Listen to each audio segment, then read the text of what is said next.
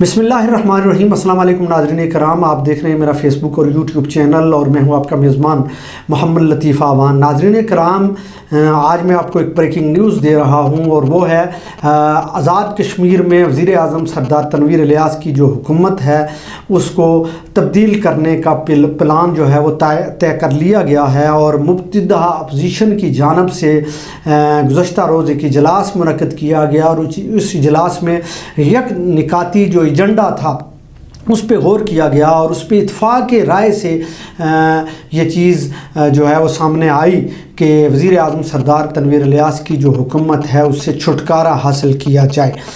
उसकी सबसे बड़ी वजह यह है कि जब से वज़ीर आज़म सरदार तनवीर इलियास की आज़ाद कश्मीर में हुकूमत कायम हुई है और जब से वो वज़ीर आज़म बने हैं अमली तौर पे वो नाकाम दिखाई दे रहे हैं। उसकी रीज़न ये है कि अभी तक कोई भी पार्लिमानी इजलास जो है वो वज़ीर आज़म के होते हुए वो अपनी पार्टी का इजलास जो है वो तलब नहीं कर सके और फिर जितनी भी जो ब्रीफिंग्स होती हैं महकमा जात की, जिसमें सेक्रेटरी साहिबान होते हैं, जिसमें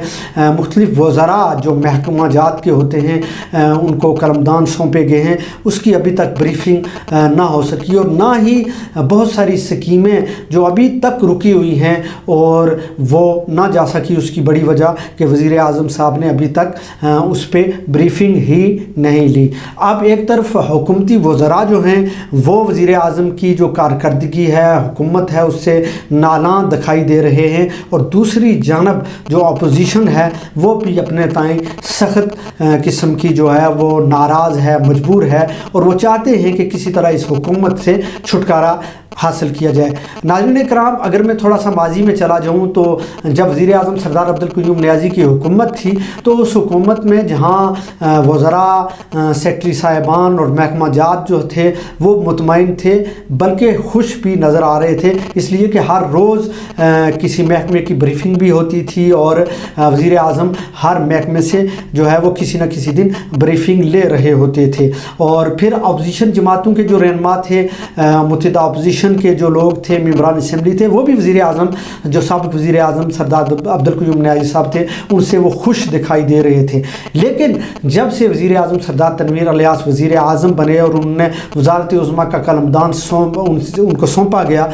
आज़ाद कश्मीर में अमली तौर पे हुकूमत नाम की कोई चीज़ नहीं है और फिर ब्यूरोक्रेसी जो है वो किसी किस्म का ना तो तावन कर रही है वज़ीर आज़म के साथ और ना ही आज़ाद कश्मीर में अमली तौर पे हुकूमत नज़र आ रही है। अब सूरत हाल ये है कि आज़ाद कश्मीर में आने वाले दिनों में जो है वो तब्दीली आपको वाज़े तौर पे नज़र आएगी। उसकी सबसे बड़ी वजह जो स्पीकर कानून साज़ असम्बली चौधरी अनवारुल हक हैं वो एक तरफ नाराज़ दिखाई दे रहे हैं, फिर पिछले दिनों एक वज़ीर थे जिनको दोबारा काबीना में शामिल किया गया है वो नाराज़ हुए। अब ये जब आए दिन इस तरह हुकूमत के अंदर से लोग नाराज़ होंगे और फिर अपोजिशन जो है वो कई महीनों से ये पर तोड़ रही थी कि किसी न किसी तरह इस हुकूमत के ख़िलाफ़ घेरा तंग किया जाए, अदम एतमाद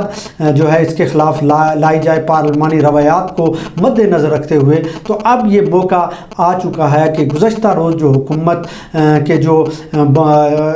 अपोजिशन के जो अहम रहनुमा हैं उन्होंने एक इजलास मुनक़्क़द किया और उसमें पीपल्स पार्टी के जो रहनुमा थे सरदार जावेद अयूब, उन्होंने बताया कि अपोजिशन अब इस बात में मुतफ़िक हो चुकी है कि वज़ीर आज़म सरदार अब्दुल क़य्यूम सरदार तनवीर इलियास की जो हुकूमत है उससे छुटकारा हासिल किया जाए। नाज़रीन कराम, ये थी वो न्यूज़, ये थी वो ब्रेकिंग न्यूज़ जो आपके सामने मैंने